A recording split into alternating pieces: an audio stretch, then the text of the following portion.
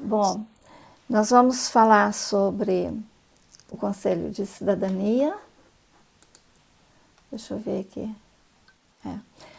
Começar por mim. Meu nome é Dalva Marçal da Cruz. Eu moro há 40 anos na Holanda e me formei aqui, porém, antes disso, eu trabalhei em várias áreas de empresas e me formei em psicologia na Holanda. Tenho meu consultório particular como psicoterapeuta, que é registrado com todas as exigências pelas associações de terapeutas da Holanda. Trabalho com 2 idiomas, português e holandês. E sempre fiz trabalho voluntário. No Brasil eu já fazia, na Holanda desde que cheguei aqui. E hoje um dos trabalhos voluntários que eu faço é como coordenadora da Mesa do Bem-Estar e Saúde do Conselho de Cidadania, do qual eu faço parte desde o começo. E esse evento é uma das atividades nossas. O Conselho de Cidadania é membro do Conselho de Representantes dos Brasileiros no Exterior, o CRBE, e existem mais de 50 conselhos espalhados pelo mundo afora, em mais de 50 países. Cada conselho de cidadania tem 10 mesas temáticas, é uma estrutura fixa determinada pelo CRBE, e todos os colaboradores de todos os conselhos pelo mundo afora são brasileiros, residentes no exterior e trabalham como voluntários, ou seja, não recebem nenhuma recompensa pelo trabalho que fazem. Aqui está uma relação das mesas temáticas. Cada uma cuida de um tema específico. Eu creio que dá para todo mundo ver, né? Eu não vou ler tudo. Aqui são 9 mesas. Nós temos também a mesa da comunicação, que ainda não foi colocada nos slides. E a mesa temática número 2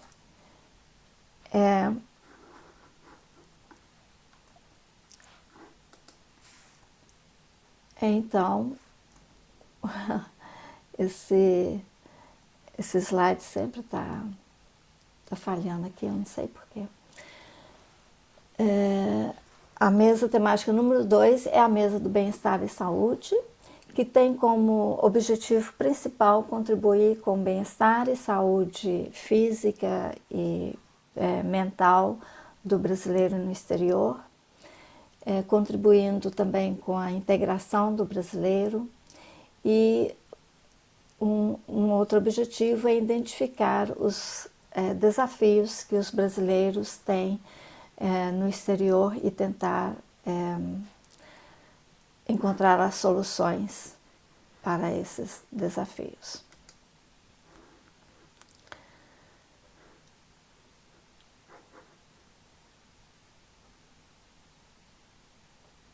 E como que nós tentamos realizar esses objetivos, alcançar esses objetivos? É através de palestras informativas, como essa de hoje, e sobre temas, né, que muitas vezes são solicitados pelos brasileiros, realizar campanhas, como durante o Covid, durante a crise da pandemia, nós realizamos campanhas sobre informação a respeito das vacinas, onde os brasileiros podem ser vacinados, onde podem conseguir comprovante de vacinação, fazer os testes, etc. Temos também projetos temporários, como o projeto Atendimento Psicológico Gratuito, que foi encerrado o mês passado. teve início durante o começo da pandemia, na verdade, por quase 2 anos. Atendemos vários brasileiros que não tinham condições de pagar uma terapia. Tivemos 20 profissionais, psicólogos, terapeutas, competentes e especializados que doaram algumas horas por semana dos seus trabalhos para nos ajudar gratuitamente. Nós participamos de atividades de outras mesas, da cultura, da educação e etc. E também participamos de reuniões administrativas com os colaboradores das mesas, com outras mesas, com a coordenação geral no país e também de outros países através do CRBE. É um trabalho muito gratificante, muito interessante, e se alguém se interessar em ajudar, esteja à vontade, pode entrar em contato conosco. Aqui tem o endereço da gente, como vocês podem conseguir contato.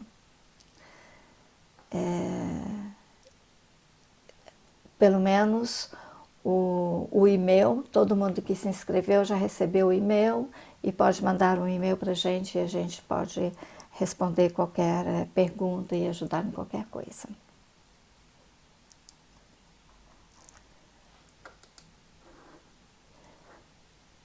A Camila já está aí?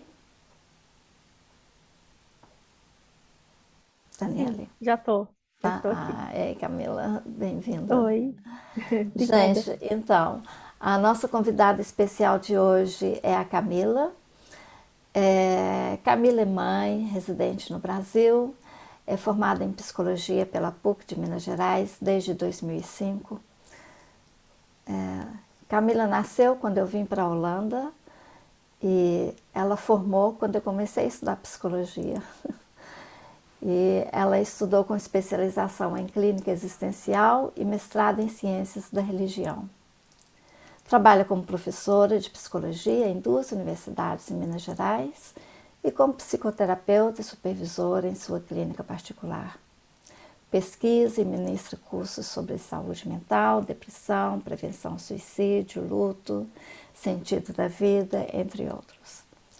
Camila vai nos falar um pouco sobre o luto e o impacto das inúmeras perdas em nossas vidas.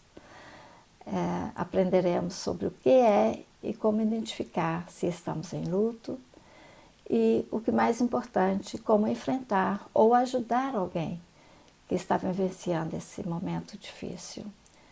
Então, com vocês, a palavra, Camila. Camila, eu gostaria primeiro, porque eu sei que depois não vai ter tempo, de agradecer você pela sua disponibilidade, pelo seu empenho. Você já está há mais de um mês se preparando para essa atividade de hoje e eu sei que você vai oferecer um conteúdo muito rico para todos nós. Eu gostaria de pedir a todos que não estão envolvidos na organização para desligar as câmeras, porque o evento está sendo gravado e vai ser divulgado em várias fontes. Talvez não seja conveniente você ou outra pessoa estar presente. Camila, como que vamos fazer para você se apresentar? Você quer que eu apresente a sua palestra? Eu posso tentar passar aqui. Deixa eu ver se já está autorizado aqui. Não, tá pedindo autorização. Eu não estou liberada para. Olha, se você consegue. Se você não conseguir liberar, você pode passar. É a que eu te mandei. Não vou.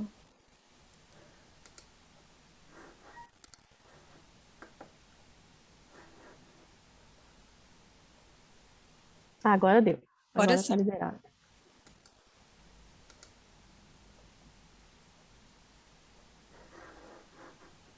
Pronto.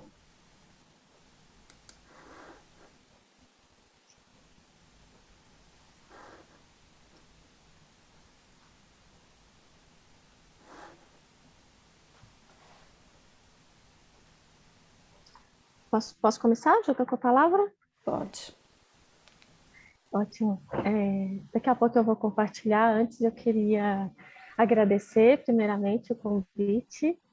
É uma honra estar aqui, uma responsabilidade muito grande, né? Estar falando aí para tantos brasileiros aí fora do país, especialmente na Holanda, né?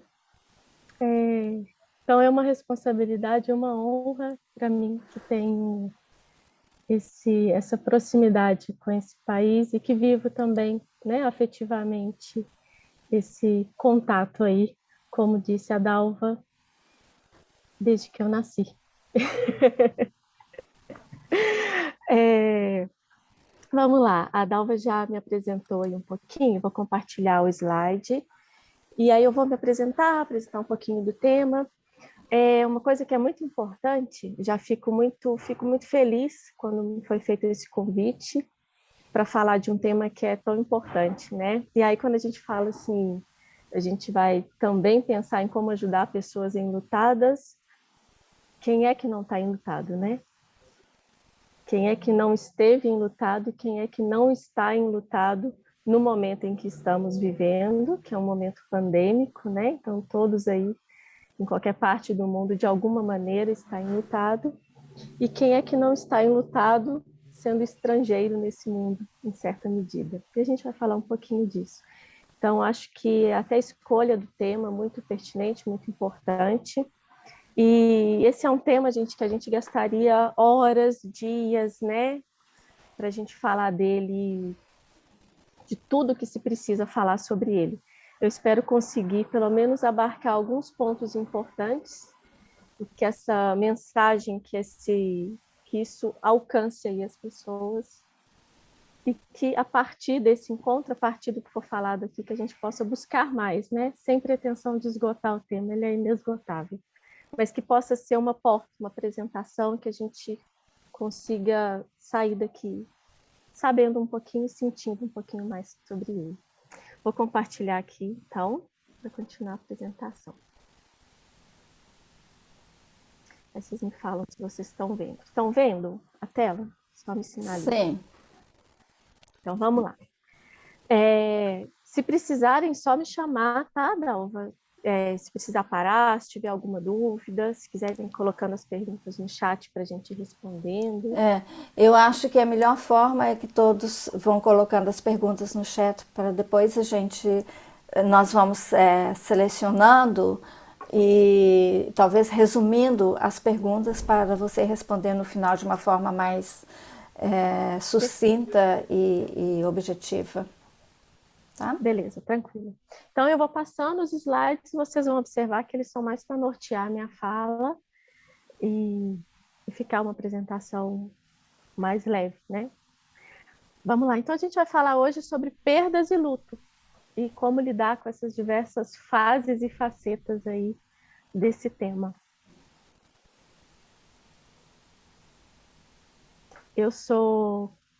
Já foi falado na apresentação, né? Então eu sou graduada em psicologia, especialista em psicologia clínica e mestre em ciência da religião e já atuo aí, desde que terminei a primeira especialização, já atuo como psicoterapeuta e mais recentemente aí nos últimos 6 anos como professora universitária e pesquisadora.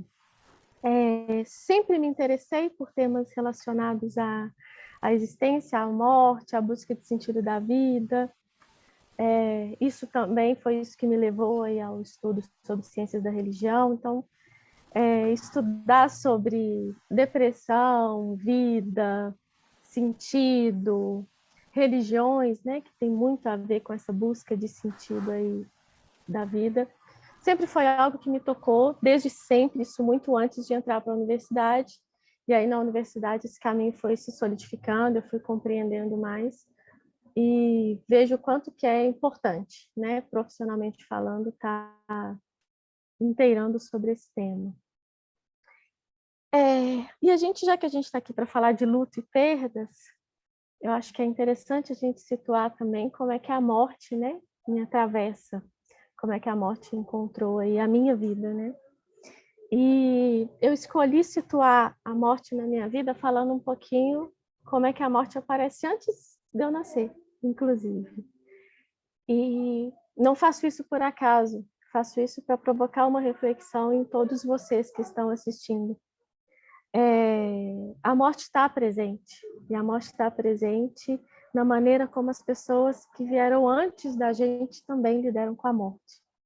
Então, a morte está presente na minha vida no momento, isso para citar alguns, né? Quando a minha avó, mãe da minha mãe, falece num parto. E a minha mãe, então, com 18 anos, tem que cuidar dos filhos. A morte está presente na minha vida quando minha mãe, ainda grávida de mim, perde o pai, alguns meses antes do meu nascimento.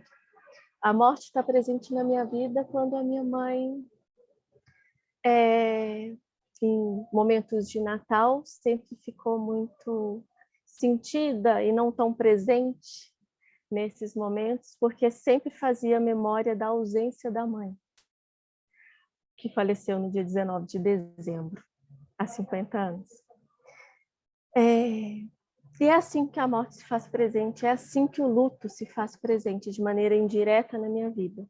E de maneira direta, ele se fez presente quando eu tinha uns 10 anos de idade, entre 10 e 11, eu perdi uma amiga de escola com câncer.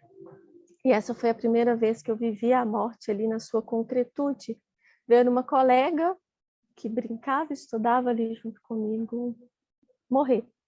Então, esse se preparar, porque sabia que ela estava doente, vê-la ali. Eu vivi, né? Eu fiz questão, eu era novinha, mas eu quis ir no velório, precisava ver aqui. E logo depois eu tive mais 2 experiências de morte muito próximas de família, que foi de um primo por acidente, que me marcou muito, de acidente de carro, né? Eu tinha 19 e ele 21. E eu, logo em seguida, perdi a minha avó. Como eu disse, isso para citar alguns. Fora as mortes que eu vivenciei, uma que foi muito marcante para mim também, foi a morte de um ator, que todos vocês devem conhecer, do Robin Williams. E me marcou pelo momento profissional que eu vivia, pela forma como ele morreu, né, por suicídio. E foi ali, inclusive, que eu tomei a decisão de levar a sério os estudos sobre o tema. Falo isso tudo, pessoal, para a gente lembrar, para a gente estar atento que cada morte tem a possibilidade de nos marcar. A partir de cada morte que a gente vivencia, a gente pode tomar decisões importantes. E fica esse convite também aí para vocês revisitarem os momentos de morte que vocês já vivenciaram e pensar que decisão que eu tomei ali, como que isso me marcou, né? Mas falar de perdas e falar de luto não é só falar de morte. Falar de morte, de perdas e de luto é falar da vida, né? Mas o que é a vida? Que pergunta grande, né? Acho que a gente ficaria aí só alguns dias só nessa pergunta e nem sei se entraríamos em consenso. O que é a vida? A vida é a própria impermanência. A vida é tudo isso que a gente não controla. A vida é o próprio mistério, né? A vida é tudo isso que está mudando o tempo todo. O tempo todo. E a vida também é encontro, né? A vida é mistério, é impermanência, e a vida também são os encontros que a gente faz ao longo da vida. Os encontros com pessoas, os encontros com lugares, os encontros com a gente mesmo. Só que muitas vezes a gente esquece que a vida é toda essa impermanência, porque se a gente fica olhando ali, parece que é sempre a mesma coisa, e muitas vezes a gente quer estagnar, a gente quer solidificar algumas coisas, né? A gente quer controlar a vida. E às vezes essa tentativa de controlar leva a gente a esquecer o que é a própria vida. E por que eu disse isso tudo? Porque se a gente quer falar o que é luto, e o luto está relacionado à perda, à morte, a gente precisa lembrar o que é a vida. Então, se a vida é impermanência, se a vida é encontro, o que é o luto? O luto, ele é uma reação que todos nós sentimos, uma reação normal, esperada, diante do rompimento de uma relação significativa. E aí, não é só por morte. Então, qualquer rompimento de uma relação significativa, seja por morte, divórcio, aposentadoria, mudanças forçadas, e que esse rompimento dessa relação, se tiver um impacto muito grande sobre mim, sobre a minha família, é esse estado, isso que eu...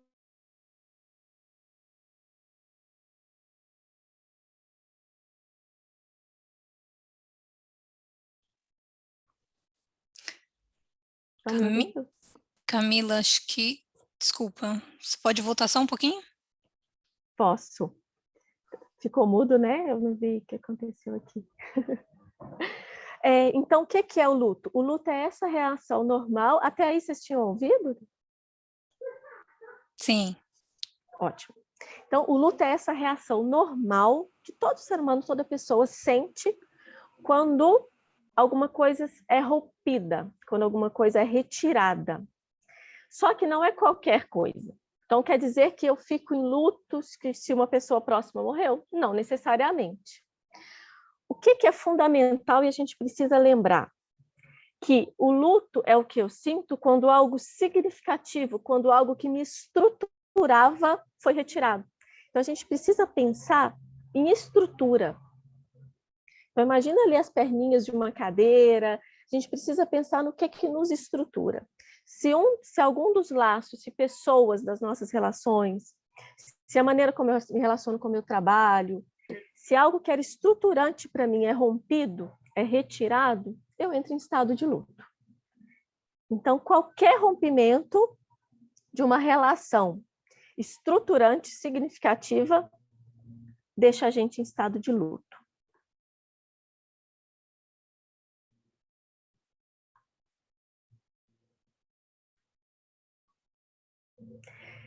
E o que é esse estado de luto? Como que a gente pode explicar isso que a gente sente? Como é que a gente consegue identificar isso? O luto, esse estado de luto, não é bem estado, ele provoca alterações, ele provoca reações em vários aspectos, em várias dimensões de cada um de nós.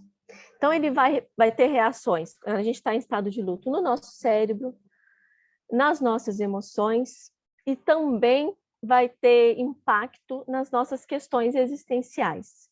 Então, essa tríade aí, toda ela é impactada. O nosso ser, na sua integralidade, é impactado quando ocorre o rompimento de uma relação que era estruturante para a gente. E como que isso acontece em cada um desses aspectos? Isso é importante a gente falar, porque quando a gente fala só estou em estado de luto, muitas vezes é associado a fulano está triste, né? Não necessariamente, eu posso estar triste também.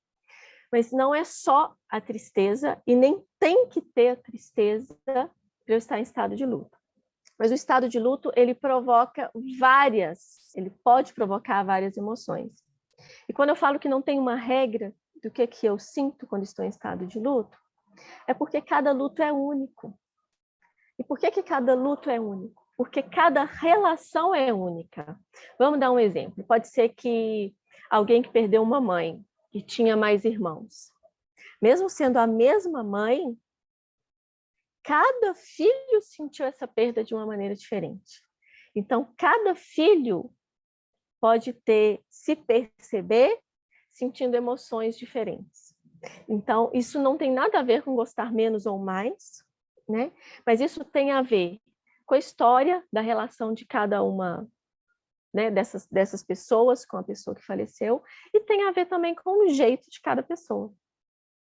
Então, é importante a gente ter essa clareza, porque muitas vezes a gente cai num lugar de julgar, né, uma pessoa que está em estado de luto, porque ela deveria estar triste. Mas ela deveria estar né? Como se tivesse um jeito certo de estar em luto, e não tem. Então, o luto pode provocar raiva, eu posso me sentir culpada, eu posso ficar magoada, posso sentir aliviada, né? Sim, aliviada. Eu posso sentir solidão, arrependimento.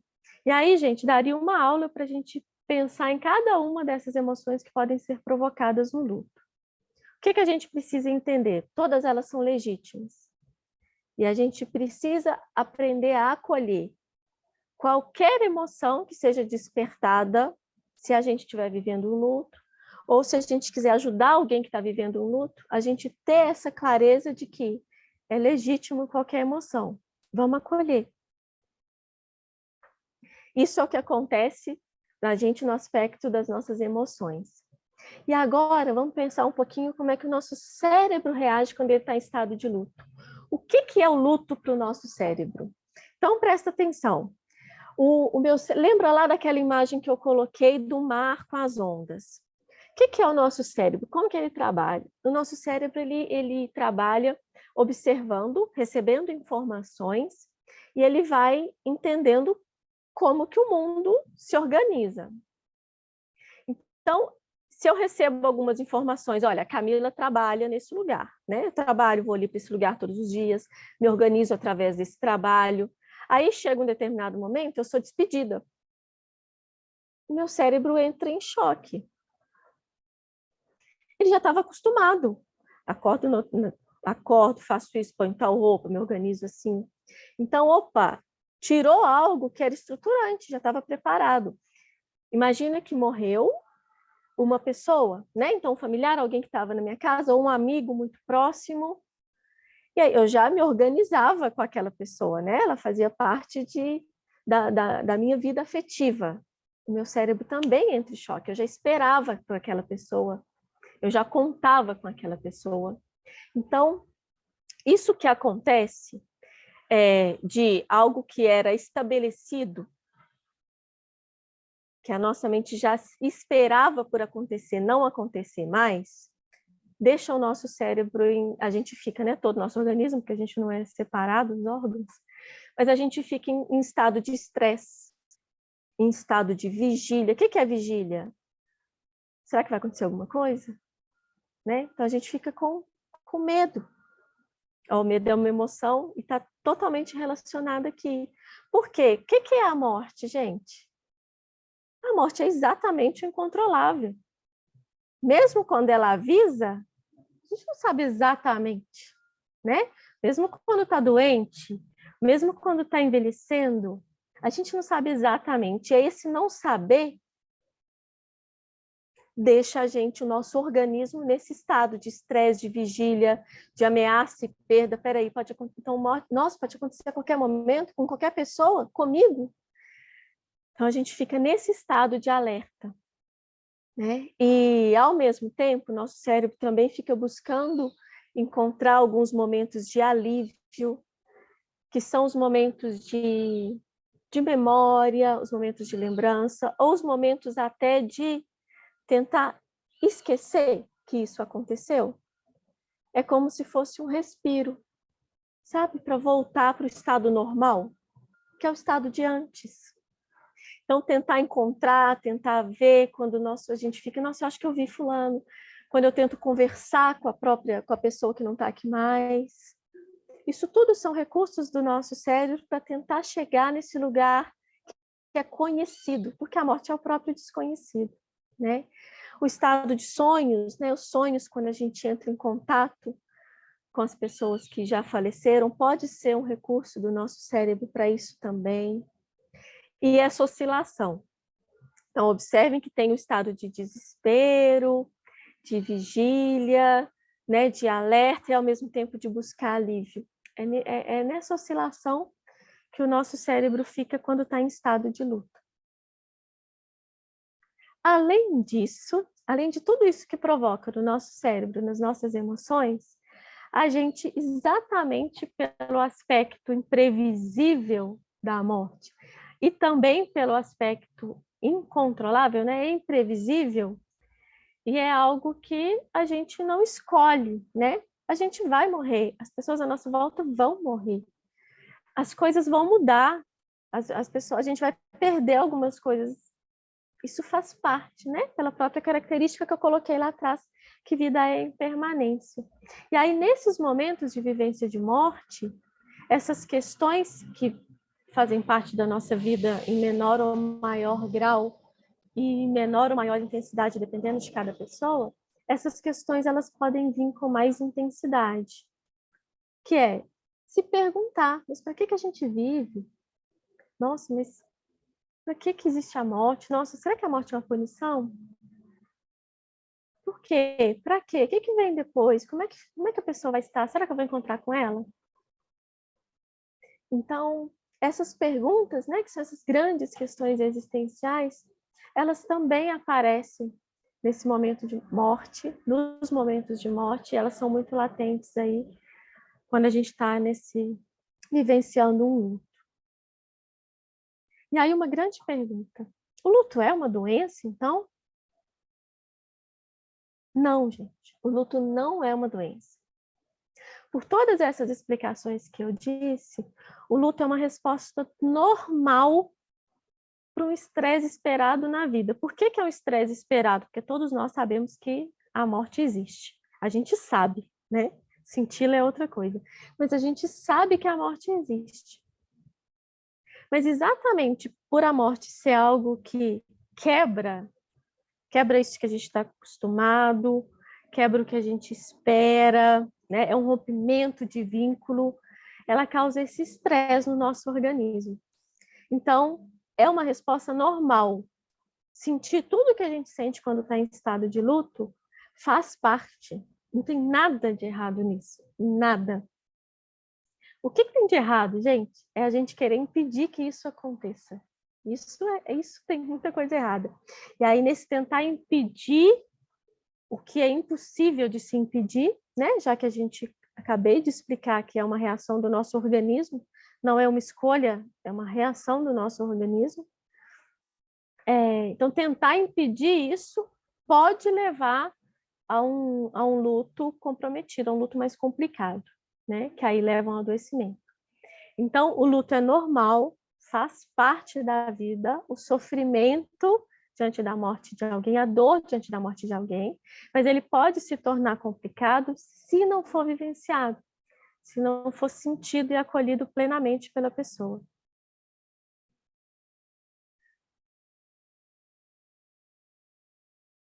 Agora entra um ponto importante. Quem aí já ouviu falar das fases do luto, né? A gente tem uma escritora famosa, era uma enfermeira que estudou sobre a morte e o luto, e ela falou das fases do luto, que é a Elizabeth Kubler-Ross.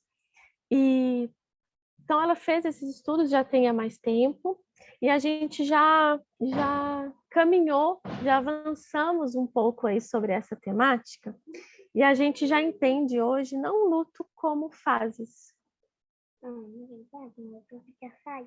Pode pedir. Desculpa, gente. Tá bom. Então, o luto a gente não entende hoje, atualmente, os estudos mais recentes, a gente busca não falar do luto como fases, mas não. Mas vocês já devem ter visto a negação, a aceitação, a barganha, né? Não é que não exista isso. Isso tudo acontece no processo de luto. Por que a gente não quer falar mais isso, fases do luto, para não ser entendido como se fosse fases lineares, que vai passando de uma para outra? Não é bem assim. Então, o luto é um processo que eu posso sentir uma coisa agora, passar vários momentos sentindo outra coisa, reagindo de outra maneira, depois voltar nisso. Então, ele é um processo que é caracterizado por esse vai, vem, por esse fluir, por essa variação de emoções, de pensamentos, de reações. Então, lembrem disso, a gente não usa mais fases do luto. A gente reconhece que existem as fases e que essas fases fazem parte do processo de luto. Quanto tempo que dura esse processo, Camila? Ixi, pode durar uma vida inteira, né? Quem é que vai dizer para o outro quanto tempo que deve durar a dor dele pela morte de alguém? Não vamos fazer isso, né? É cruel demais. O que a gente precisa ver? É se o luto por alguém está me impedindo de seguir com a minha vida. Né? Se está causando um sofrimento a ponto de eu não conseguir me reorganizar. Aí é algo que precisa de uma atenção, inclusive profissional. Mas sentir a dor, eu posso passar anos, anos e anos e ter momentos mais difíceis em relação à morte de alguém. E tá tudo bem, tá? Não tem nenhum problema. O que seria, então, uma vivência de luto saudável? Como eu disse, a gente não usa mais, então, a teoria de fases. Nos estudos mais recentes, a gente usa a teoria dual do processo de luto. O que é a teoria dual? Eu coloquei esse pêndulo para vocês lembrarem disso. A teoria dual do processo de luto vai dizer que a vivência de um luto saudável, ela é esse balanço, ela é essa fluidez entre, ora eu olho para o que eu perdi, ora eu olho para o que eu preciso fazer para me reconstruir. Então, ora eu olho para a dor, ora eu olho para as possibilidades que a vida ainda me oferece. Entende? E é isso. Então não tem, primeiro eu olho para isso e depois eu olho para aquilo. Não. E aí como que a gente vai perceber o que eu tenho que fazer? Se observando, né? E sentindo aí, o que eu preciso fazer?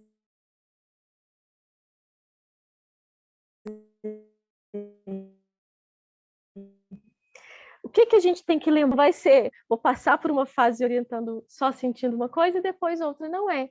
Então, ao mesmo tempo que eu sinto saudade, que eu vou lembrar, ao mesmo tempo eu vou também buscar fazer coisas novas. Né? Ao mesmo tempo que eu sinto falta daquele companheiro, ou daquele filho, ou daquela mãe, ao mesmo tempo eu também vou reconhecer quais são os meus novos papéis. E é nisso. O processo de luto, ele vai passando por esses dois lados o tempo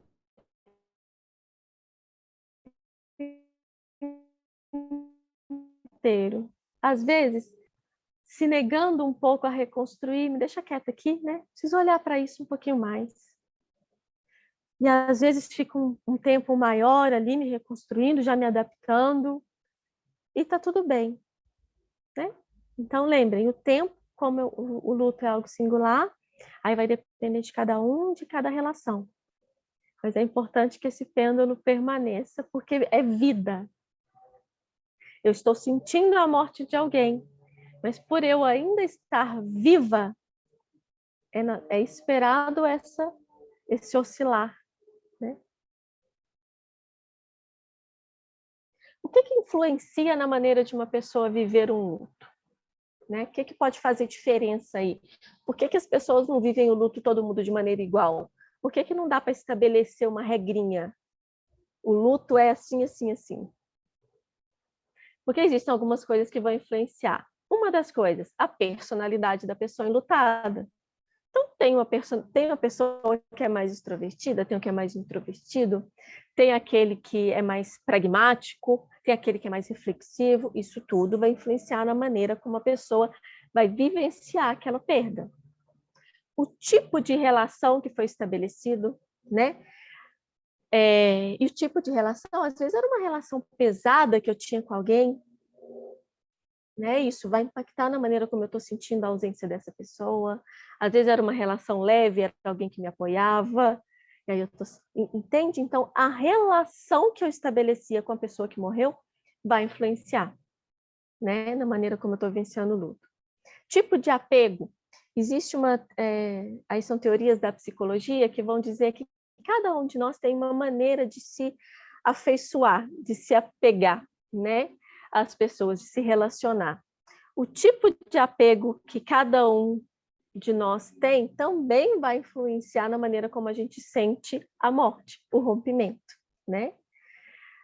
A relação com a morte, então o que eu acredito que é a morte, como que eu vejo a morte, se eu tenho medo, se eu não tenho medo, o que eu acredito que vem depois.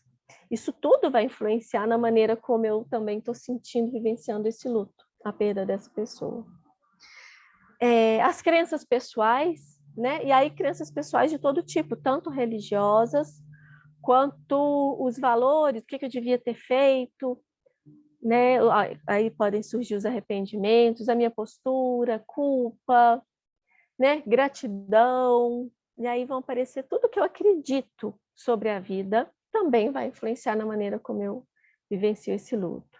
A forma da morte também tem um impacto no luto, né? A morte por uma doença, ela tem características próprias, ela tem aquele tempo de não que diminua a dor, tá, gente? Só vai caracterizar como diferente o luto, que é aquela preparação, é o saber que vai morrer, né? Então você fica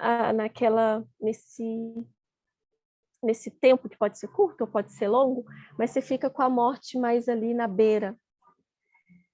A morte por acidente, ela é uma morte que tem um impacto diferente, né? Então você estava seguindo normal, nem pensando nisso, e aí de repente você recebe a notícia, fulano morreu, vai, né? Como assim? Tá brincando, né? Então ela assusta, não teve nenhuma preparação. Não é que pela doença você esteja preparado para a pessoa morrer, mas o seu cérebro, pelo menos, já recebeu aquela informação, ei, tem risco aqui. No acidente, não. A morte por suicídio, ela também vai provocar outras coisas, né? Então vai impactar no medo, na culpa. Será que podia ter feito alguma coisa? Será que estava doente? Será que eu podia ter feito? Será que eu tenho risco? Eu sou familiar? Né? Então ela vai provocar outras questões que vão influenciar na maneira de eu vivenciar o luto. Os aspectos culturais também influenciam, né? Cada cultura tem um modo de se vivenciar o luto. Todas as culturas têm ali tradições próprias para vivenciar a morte. E esses aspectos culturais vão influenciar na maneira como eu vou viver, sem dúvida nenhuma, né? A gente já está falando aqui para um público que já vivencia, no mínimo, 2 culturas, então já sentiram muito provavelmente esse impacto. Nossa, lá na minha terra vivenciam assim. Nossa, esse tempão aqui de tempo de velório, nossa, é muito, não, lá é menos, por que é? Então, os aspectos culturais também influenciam, podem facilitar ou podem dificultar, dependendo do jeito de cada um, né? Se eu preciso de mais tempo e eu vivo numa cultura que oferece mais tempo, perfeito, né? Mas se eu preciso de mais tempo e vivo numa cultura que oferece menos tempo para essa vivência, vai dar choque. Né? Então, não tem cultura certa, né? É essa junção entre o meu jeito, o que eu preciso, o que minha cultura oferece, se vai me favorecer, se vai me dificultar, e a presença de rede de apoio. O que é rede de apoio? Né? Você ter pessoas que vão te ajudar, não só no sentido de acolher a dor, como pessoas que vão te ajudar em questões práticas também, né? Então, com a morte de alguém ou com a perda de um trabalho, a perda de algum vínculo, a separação, ter pessoas que nos ajudam também para as questões práticas fazem diferença na vivência do nosso luto. Não só para o acolhimento das questões emocionais, também para as questões práticas. Então, uma mãe que perde um esposo, ou que perde um filho e outras crianças, receber ajuda com esses cuidados, isso tudo vai fazer diferença para ela poder vivenciar a sua dor, as suas emoções ali, se reorganizar. Se ela não tem isso, ela vai ter que se reorganizar, né, passando por cima disso tudo, vai ser tudo muito mais difícil, pode inclusive impedir de ser vivenciado o luto, o que é muito comum, né, gente? A gente vive na cultura ocidental, a gente não dá muito espaço para sentir as dores. Então, vivenciar luto não é uma coisa muito bem aceita. Se não é aceito pela morte, imagine outros, né? O luto por uma separação, o luto pelo envelhecimento, o luto pela saída dos filhos de casa, né? O luto pela perda de um emprego. Nessa vida apressada, a gente não dá tempo para serem vivenciadas as mudanças, as transformações. Né? A gente falou um pouquinho aí sobre o luto, sobre os conceitos, o que seria o luto, o que influencia. E aí eu quero focar agora um pouquinho no que pode atrapalhar na vivência do luto. E aí, gente, uma das coisas mais importantes para a gente lembrar é o que mais pode atrapalhar a vivência de um luto é quando a gente não reconhece aquele luto, né? Então, essa é uma das primeiras coisas. Então, algumas situações podem tornar a vivência do luto, da dor do luto, mais difícil. A primeira delas é esse não reconhecer a dor. Então, quando alguém chega e fala que está mal porque perdeu seu animal de estimação, e aí a gente, não, mas só um animalzinho, né? Só um animalzinho. Percebam que tem aí um não reconhecimento do luto. O não reconhecimento dessa dor, desse laço como estruturante para aquele sujeito. E aí, se eu não reconheço, isso pode sim dificultar para aquela pessoa estar vivenciando. Porque a vivência do luto, ela não consegue ser vivida totalmente sozinha. É preciso compartilhar, né? Uma outra coisa que pode dificultar são os lutos coletivos, que pode tornar o luto mais difícil. Luto coletivo é o que a gente está vivendo hoje. A gente vive luto coletivo por duas coisas. A gente vive o luto coletivo pela quantidade de mortes que estão acontecendo por Covid no mundo, e a gente vive o luto coletivo pela mudança que teve na nossa vida. Viver em uma pandemia está sendo mudar os nossos hábitos. Se a gente está falando que mudou algo que era estruturante, se tirou algo de uma relação que era estruturante para a gente entra em estado de luto, o modo pandêmico é um estado de luto. O próprio modo pandêmico, mesmo que não existisse morte, né? Então, associado a isso, a quantidade de mortes, a não vivência dos rituais fúnebres, isso tudo deixa a gente,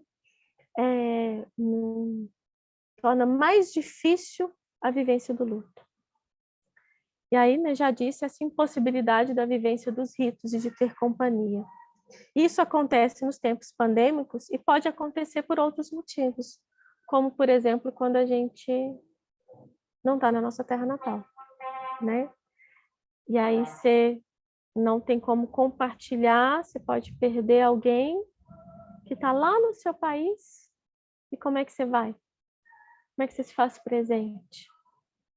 Então, isso tudo pode tornar o luto de quem está longe, né, de quem é imigrante, refugiado, mais difícil. A gente falou aí os lutos que não são reconhecidos, e quando a gente fala assim de maneira geral, assim, nossa, será que existe? Tem isso mesmo? Tem. E são muitos lutos que não são reconhecidos, e eu queria citar alguns aqui para vocês. A gente não vai conseguir entrar em cada um deles, mas cada um deles tem uma especificidade. Eu quero só citar para que a gente lembre que essas vivências podem ser marcadas de dor. Tá? Para que a gente tenha pelo menos essa atenção de reconhecer isso como uma dor legítima. Os lutos que a gente não autoriza porque a gente não reconhece como luto, eles se dividem em 3 categorias. A primeira delas são de relacionamentos não reconhecidos. Por exemplo, vínculos extraconjugais, relacionamentos homossexuais, ex-cônjuges ou amantes, né? Nossa, você está sentindo a morte de um ex. É estranho, né? Então, não tem espaço para quem está vivendo aquela dor, de ter espaço para conversar sobre, compartilhar. Pais biológicos de crianças adotivas, profissionais de saúde e do cuidado, né? Mas a sua profissão, você está sentindo a morte do seu paciente? Sim, né? Posso. Então, esse não reconhecimento pode deixar esse luto, pode impossibilitar esse luto de ser vivenciado. Perdas não reconhecidas. E aí são várias perdas que não são reconhecidas como perdas. As mortes perinatais, os abortos e devolução de crianças adotadas aos pais biológicos, colocar os filhos para adoção, morte de animal de estimação, perda social e psicológica sem morte, né? Alzheimer e outras demências. Isso é um luto. Imigrantes e refugiados, e nesse a gente vai entrar um pouquinho mais, porque eu acho que merece, né? Por causa do nosso público de hoje. Pessoas desaparecidas, entre outros. Existe também o enlutado que nem é reconhecido como enlutado, que são as crianças. Nossa, criança pequena está sentindo a morte. Sim, criança sente morte. Adulto, velhinho, está sentindo a morte. Nossa, pessoa com problema cognitivo tá sentindo. Né? Então, as mortes em asilo, em hospital psiquiátrico, não, mas fulano, a gente nem cogita, a gente nem lembra, a gente nem olha para essas pessoas, né? Para cogitar que elas estão sentindo as mortes que estão acontecendo. Bom, então apresentei para vocês esses 3 grandes grupos de lutos que não são autorizados. E aí eu falei um pouquinho desse luto coletivo que a gente está vivendo agora, e eu queria, a partir dessa fala desse luto coletivo, do luto pandêmico, do tempo pandêmico, tem uma frase da Carolina Dantas que ela vai dizer que esses tempos pandêmicos, né, eles mudam a nossa forma de relacionar e de perceber a morte, e muda a própria maneira de viver o luto, né, pelo distanciamento, a gente não pode, existe a banalização da morte, ao mesmo tempo que tem esse distanciamento, o medo. Então, isso tudo vai influenciar na maneira como a gente vive a morte, tudo que a gente está sentindo. E aí eu queria fazer um convite para vocês de reflexão. Esse tempo pandêmico, ele causou esse monte de transformação na nossa vida. Transformação no modo de vestir, aí na máscara, higienização, trabalhar em casa com o filho, sem filho, não ver as pessoas, se reunir com menos gente, querer ver e não poder ver, morrer e não poder dar tchau. Mudou tudo a nossa rotina. Trabalhar online, ter medo de sair, trabalhar com muita gente em casa, ou estar sozinho em casa e ter medo das outras pessoas que estão saindo. Mudou muita coisa na nossa rotina. Mudou até no nosso modo de vestir. E aí tem uma coisa que a maioria de vocês que está aqui com a gente, que vive o fato de serem imigrantes, eu queria que vocês fizessem uma reflexão, e aí até compartilhassem aqui comigo, com a gente, qual a relação que vocês conseguem perceber entre ser imigrante e viver uma pandemia? O que todos vocês que são imigrantes já tinham vivido, já sabiam, já tinham sentido que quem está vivendo na pandemia só está sentindo agora? O que é isso? Por quê? Por que eu faço esse convite? Porque vocês já sabem o que é ter que se reorganizar, o que é estar num lugar, mas eu não sei eu não sei como é que eu tenho que proceder agora. Né? Essa sensação do mas e agora? Esse medo, essa insegurança. E aí a gente fala, né? Mas mesmo quem mudou para um país buscando algo melhor, mesmo assim, mesmo quem foi, o ponto é mudança, é desconhecido, é diferente, é desestruturante. E aí, gente, isso tudo que vocês já sabiam, como é que fica, então, isso que vocês já viviam e que muitas vezes nem era reconhecido? Né? Isso tudo acontecendo internamente e nem sempre reconhecido. Isso é importante da gente trazer, porque uma pessoa que é estrangeira, ela está em permanente estado de luto. Às vezes mais, às vezes menos. Mas em permanente estado de luto. Por quê? Porque eu citei aqui algumas coisas, depois eu quero ouvir de vocês, né? Algumas coisas que têm em comum, né? Então, esse estranhamento, essa adaptação, lidar com ausências, né? Quem aí é estrangeiro, quem está em outras terras, quem saiu do seu lugar de origem, seja para mudar de cidade, seja para mudar de país, sabe o que é viver ausência, viver de ausência, né? Sabe o que é essa distância, sabe o que são as perdas cotidianas, sejam reais, sejam simbólicas, ou seja, sabe o que é vivenciar esse luto no seu cotidiano. Quem vive o processo migratório, ele passa, qualquer pessoa, né? E aí vai estar passando por esses 7 tipos de luto. Eu vou só citar, né? Não vai dar para a gente entrar, mas quais são esses lutos? Então, vocês, né, que estão me ouvindo, vocês vivem o luto da família e dos entes queridos. Vocês vivem o luto dessa distância. Vocês vivem o luto da língua, né? Que é por mais que saibam, por mais que tenham aí desenvoltura, proficiência, não é a língua materna, né? Vocês vivem o luto da cultura, novos hábitos, novos jeitos. Vocês vivem o luto da terra, né? Das próprias características ali do país em termos de temperatura, né? Em termos de alimento. Vocês vivem o luto do status social. E aí, independente do tipo, né? Aqui, pode ser que lá no seu país de origem, na sua cidade de origem, você tinha uma profissão, pode ser que você tinha aí uma família que você era referência, aí você vai para outro lugar, você não tem. Né? Você vive o luto do contato com o seu grupo de pertencimento, aquele grupo de amigos, de colegas, de família que se via com frequência. É rompido. E você vive o luto dos riscos para a sua integridade física, exatamente porque você está num lugar que você está descobrindo ainda, né? Você não sabe ainda, então o medo é permanente, né? Claro que depois de muito tempo, isso diminui, né? Você vai estar se reorganizando, se adaptando. E naquele pêndulozinho, né? Quanto mais organizado, mais adaptado, aí pode ser que diminua, que se facilite. O que não quer dizer que diminua a saudade, por exemplo, o que não quer dizer que diminua as lembranças, a vontade de algumas coisas.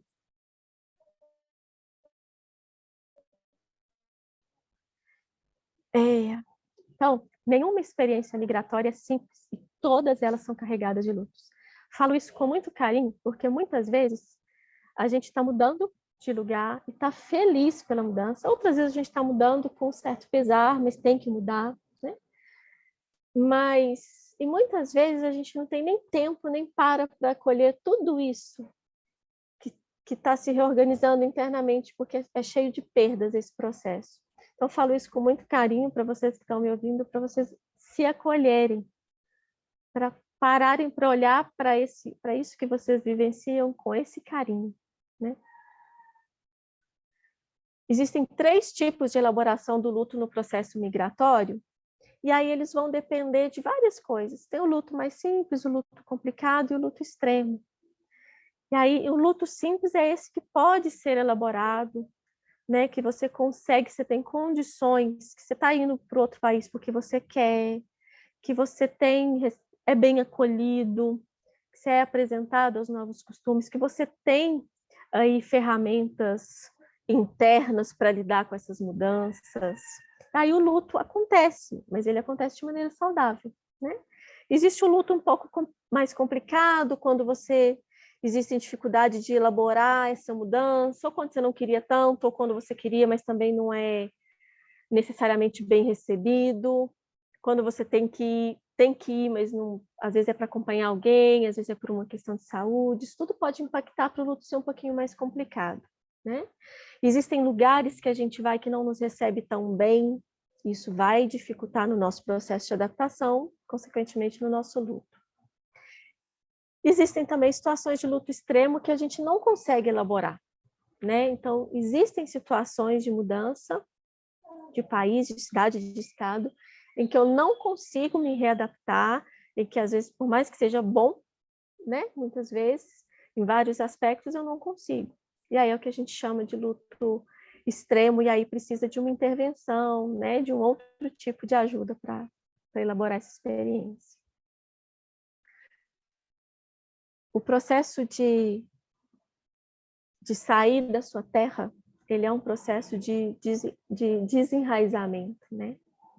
Então, mesmo quando eu não gosto, mesmo quando eu discordava, mesmo quando eu vou em busca de algo melhor,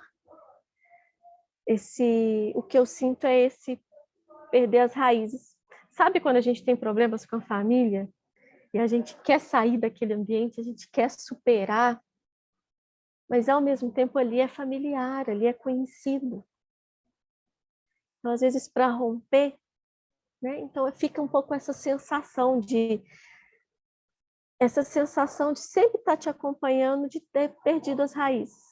Então, o processo de luto, né, de quem está em outro lugar, é um pouco de buscar essa reconstrução.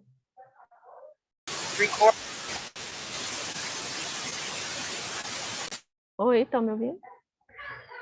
A gente está caminhando para o fim e eu queria lembrar uma coisa. O processo de luto, seja ele por morte, seja ele por perda, seja ele por alguma mudança na vida, ele é um processo de dor que é insuportável e é singular. Então não existe, não tem como a gente comparar a dor de alguém pela morte ou por uma perda. E a gente precisa entender que é uma dor, quando eu falo insuportável, aí só quem perdeu alguém, só quem viveu alguma perda estruturante vai saber o que eu estou dizendo, é uma dor física. É uma dor que você acha que não vai sobreviver a ela, né? Isso é real, não é imaginação, não, é real. Então a gente precisa acolher isso como real. A outra coisa que a gente precisa entender é se a vida, essa dor é real, mas a vida é impermanência. Então, o luto é a dor por esse amor, por essa saudade que permanece, apesar da mudança, apesar do rompimento.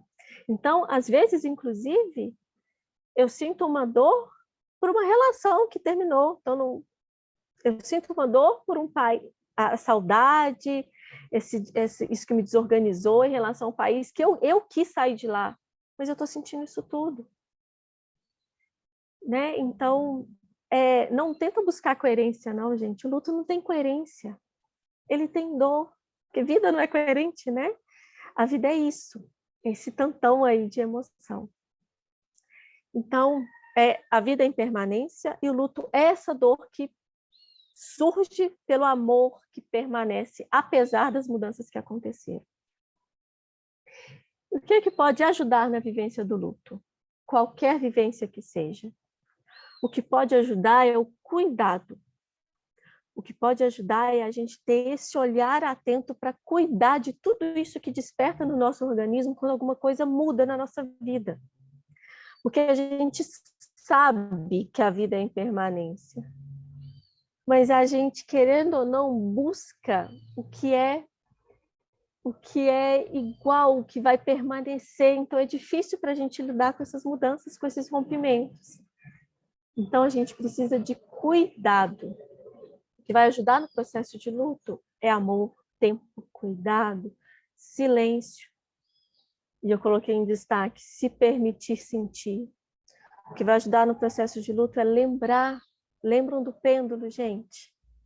Não é só olhar para frente, é olhar para frente, mas é também olhar para o que foi. Lembrar, falar, escrever, compartilhar. Deixa eu contar a história, deixa eu contar como é que era no meu trabalho, deixa eu contar como é que era no meu país, deixa eu contar lá na minha terra, a gente come pão de queijo, a gente dança o forró. Deixa eu contar para você.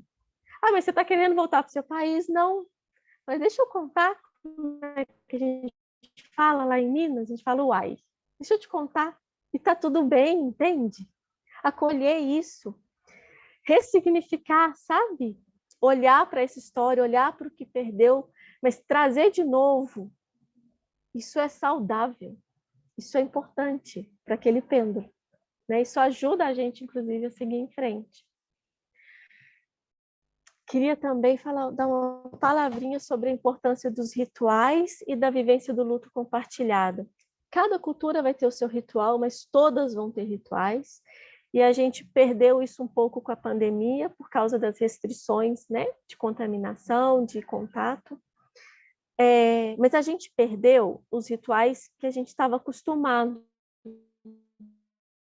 O que não quer dizer que a gente dá uma palestra só para falar para vocês do tanto de ritual novo que a gente pode criar.